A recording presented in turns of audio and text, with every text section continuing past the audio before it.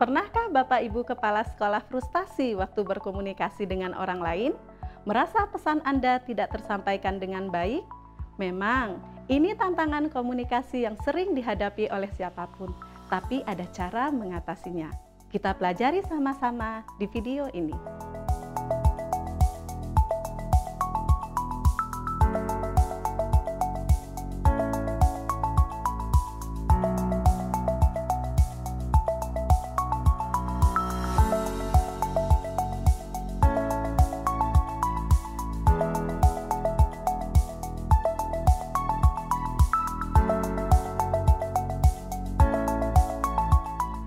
Salah satu fokus program sekolah tahun ini adalah pelatihan tanggung jawab murid.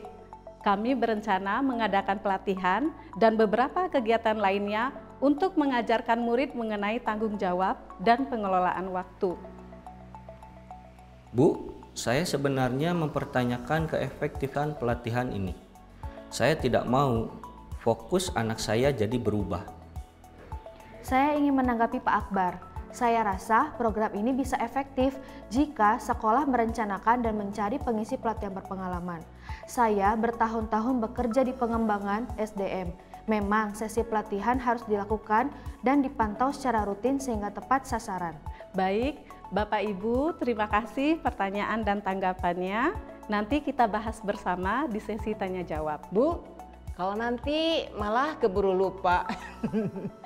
Tapi ya tidak apa-apa Bapak Ibu, kita bersabar dulu ya. Bapak Ibu, dari cuplikan sebelumnya dapat kita lihat beberapa karakteristik audiens. Pertama, audiens penembak jitu seperti Pak Akbar yang mencari kesempatan untuk mengkritik atau menunjukkan kemampuan. Bapak Ibu dapat menggunakan cara berikut untuk merespon. Terima kasih Pak Akbar, saya paham sekali. Jadi kenapa ada rencana ini? Karena kami mengevaluasi program serupa tahun-tahun sebelumnya. Nah, hasilnya memang ini efektif sekali membuat para murid belajar. Murid belajar membagi tanggung jawab dan mengatur waktu. Manfaat langsungnya adalah justru nilai mereka jadi lebih baik. Tapi betul sekali, kami akan menata jadwal agar tidak mengganggu jadwal akademik. Kedua, audiens panelis yang tidak diinginkan yang mencoba mengajarkan audiens dari pengalaman yang dimiliki seperti Bu Nia. Bapak Ibu dapat menggunakan cara berikut untuk merespon. Terima kasih Bu masukannya.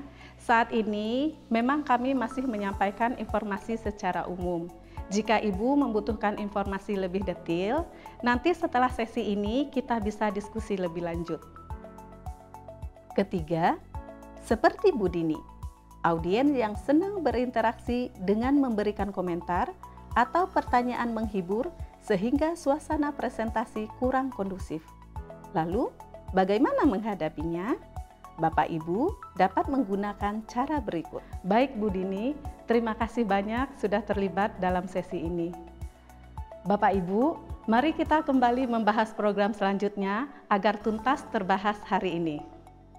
Keempat, audiens dengan karakteristik manusia salju yang ditunjukkan oleh Pak Ferdi yang menghindari interaksi dengan tidak memberikan respon. Dalam hal ini, Bapak Ibu dapat merespon dengan sapaan atau senyuman sehingga suasana tetap positif. Bapak Ibu juga dapat menanyakan masukan saat presentasi telah selesai. Terakhir, audiens dengan karakteristik awan hitam yaitu memiliki bahasa tubuh yang tidak menunjukkan ketertarikan seperti tangan tertutup, tidak mau melakukan kontak mata dengan presenter seperti Bu Susan. Audiens ini mungkin memiliki pandangan bahwa presentasi membosankan dan tidak relevan. Ketika dihadapkan pada audiens ini, Bapak Ibu dapat lebih melibatkan audiens dengan melontarkan pertanyaan atau meminta pendapat. Bawakan presentasi dengan bersemangat dan terus tunjukkan sikap ingin mendukung dan memastikan bahwa materi dapat dipahami. Nah, Bapak Ibu, kita telah mempelajari beragam karakteristik audiens yang menyulitkan.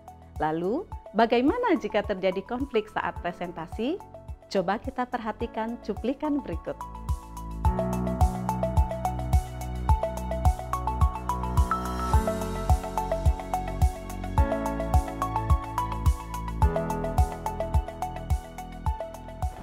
Bu, saya sebenarnya tidak setuju dengan pembelajaran proyek. Baik Pak, mengapa tidak setuju? Saya merasa buang-buang waktu. Karena seperti yang Ibu jelaskan, anak akan mencari tahu, merancang kegiatan, dan melaksanakan proyek peduli lingkungan. Lalu bagaimana jika mereka tidak bisa mengambil inti dari aktivitas yang dilakukan? Bagaimana jika setiap anak waktu pengerjaan dan pemahamannya berbeda? Baik, jadi Bapak merasa kalau pembelajaran berbasis proyek ini membutuhkan waktu yang lama dan beresiko murid tidak bisa memaknai pembelajaran ya Pak? Betul Bu, saya juga berpikir bisa saja anak-anak berpikir kalau proyek pencegahan banjir tidak serius dan hanya untuk seru-seruan saja. Akibatnya anak tidak bisa menjawab pertanyaan saat ujian karena tidak menangkap materi. Saya mulai memahami kekhawatiran Bapak kalau murid tidak menganggap pembelajaran ini serius dan berujung tidak bisa memiliki prestasi akademik yang baik. Bagaimana pendapat Bapak Ibu terkait respon dari kepala sekolah? Sikap apa yang kepala sekolah tunjukkan? Jika kita perhatikan, kepala sekolah menunjukkan perilaku mendengarkan aktif.